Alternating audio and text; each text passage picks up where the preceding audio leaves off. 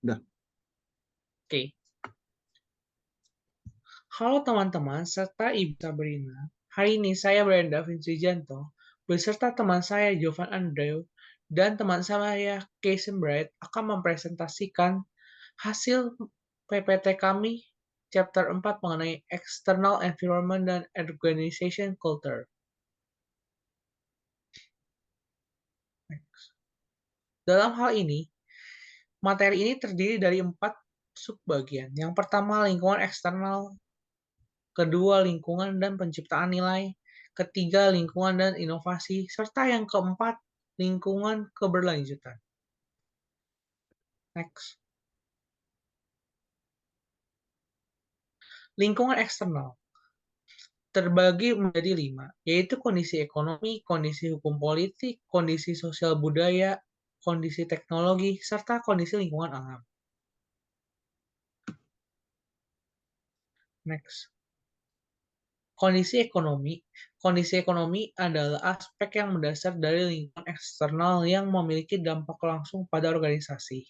Kondisi ini termasuk faktor-faktor seperti tingkat pertumbuhan ekonomi, inflasi, pengangguran, dan belanja konsumen. Lingkungan ekonomi yang baik dapat memacu pertumbuhan dan peluang untuk ekspansi bisnis.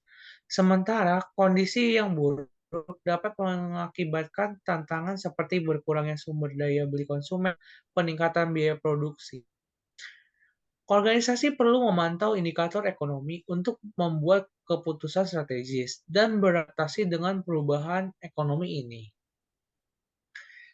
Next, kondisi hukum politik. Kondisi hukum politik termasuk faktor peraturan dan pemerintah yang mempengaruhi operasi bisnis.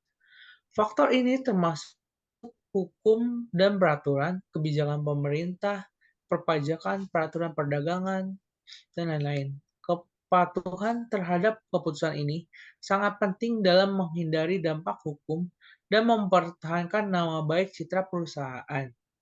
Selain itu, organisasi untuk memiliki kebijakan yang selaras dengan kepentingan mereka. Next, kondisi sosial budaya. Kondisi sosial budaya melibatkan faktor sosial dan budaya yang mempengaruhi perilaku konsumen dan nilai-nilai sosial. Faktor-faktor ini termasuk dalam demografi, tren gaya hidup, norma budaya, dan preferensi konsumen.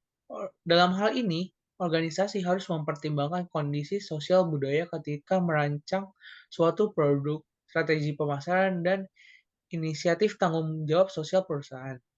Kegagalan ini dapat menyebabkan penurunan preferensi konsumen dan daya saing pasar yang buruk. Next, kondisi teknologi. Pesatnya kemajuan teknologi telah mempengaruhi lanskap bisnis. Kondisi teknologi meliputi inovasi, digitalisasi, otomatisasi, dan ketersediaan teknologi baru.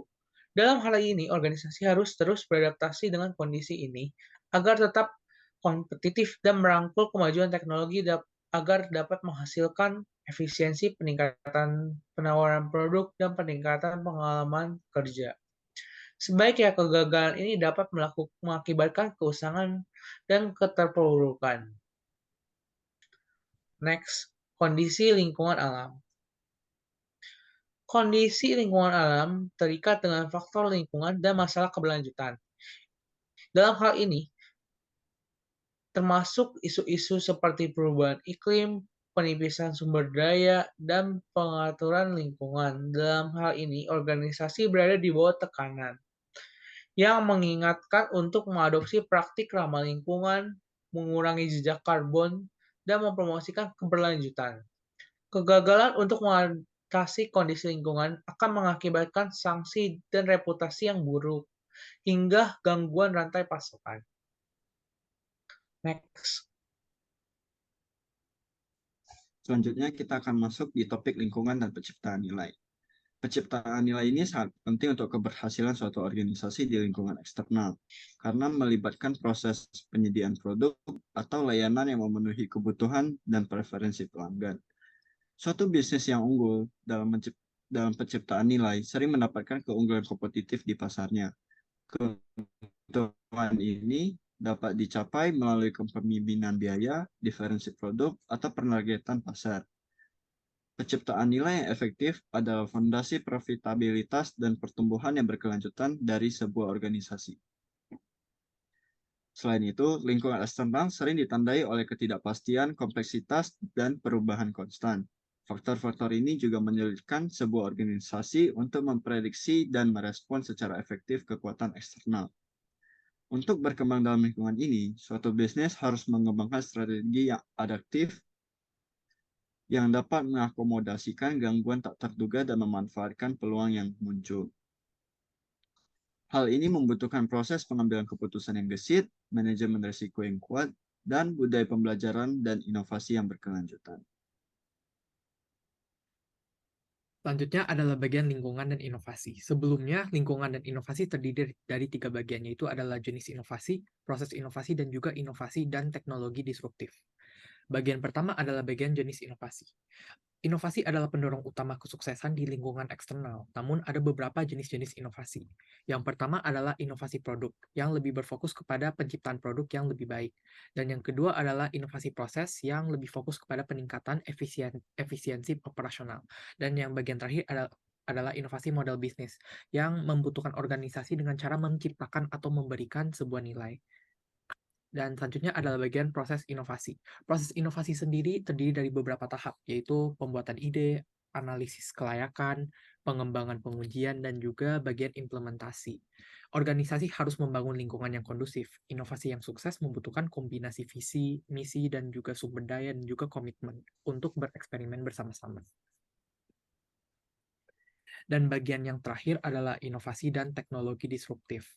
Inovasi disruptif adalah jenis inovasi yang menantang produk, layanan, atau model bisnis yang ada.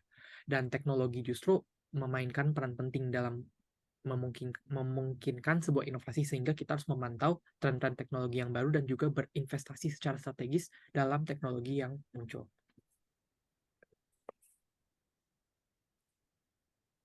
Dan topik yang terakhir dari organizational culture adalah lingkungan dan keberlanjutan. Hal ini dibagi menjadi 3 berkelanjutan, yaitu pembangunan berkelanjutan, bisnis berkelanjutan, dan keberlanjutan manusia. Next. Pertama-tama kita akan membahas tentang pembangunan berkelanjutan. Pembangunan berkelanjutan ini melibatkan pemenuhan kebutuhan saat ini tanpa mengorbankan kemampuan generasi mendatang untuk memenuhi kebutuhan mereka. Suatu organisasi semakin menyadari pentingnya praktik berkelanjutan ini di lingkungan eksternal. Karena upaya keberlanjutan ini meliputi pengelolaan lingkungan, tanggung jawab sosial, dan kelayakan ekonomi. Sebuah perusahaan yang menerapkan pembangunan berkelanjutan ini dapat memperoleh banyak manfaat, seperti penghematan biaya, peningkatan reputasi, dan pengurangan risiko jangka panjang. Yang kedua, kita akan membahas tentang bisnis berkelanjutan. Praktik bisnis berkelanjutan ini mencakup pendekatan holistik terhadap tanggung jawab lingkungan dan sosial. Hal ini termasuk untuk meminimalkan dampak lingkungan, mendorong praktik ketenagakerjaan, dan memberikan kontribusi positif kepada masyarakat setempat.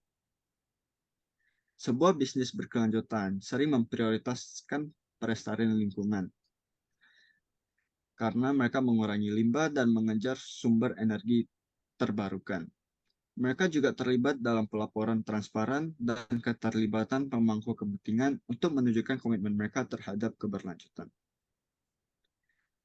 Yang terakhir adalah keberlanjutan manusia. Keberlanjutan manusia ini sangat berfokus kepada kesejahteraan dan pengembangan karyawan serta masyarakat yang bekerja dalam organisasi tersebut. Karena faktor-faktor yang terdiri dari keberlanjutan manusia ini adalah keselamatan di tempat kerja, kesehatan karyawan, keragaman dan inklusi, serta keterlibatan masyarakat dalam organisasi tersebut. Organisasi yang memprioritaskan aktivasi dalam pekerjaannya dan juga mempunyai karyawan yang sangat aktif dalam bekerja, serta menghasilkan produktivitas dan kepuasan pelanggan yang lebih tinggi dibandingkan keberlanjutan lainnya. Selain itu, Investasi dalam pengembangan masyarakat lokal dapat meningkatkan lisensi sosial perusahaan untuk beroperasi dan menumbuhkan niat baik. Mungkin itu saja yang dapat kami sampaikan dari presentasi kami pada hari ini. Sekian kami ucapkan terima kasih.